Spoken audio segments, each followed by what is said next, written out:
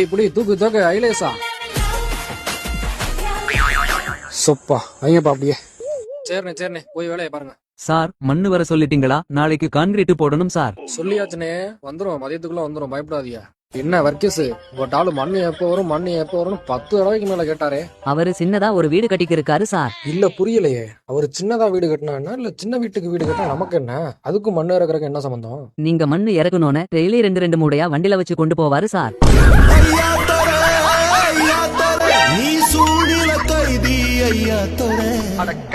எப்படி இந்த மனுஷன் எப்படி ஆயிட்டாரு பாத்தியா? எல்லாத்துக்கும் காரணம் இந்த முட்டாபேதான்.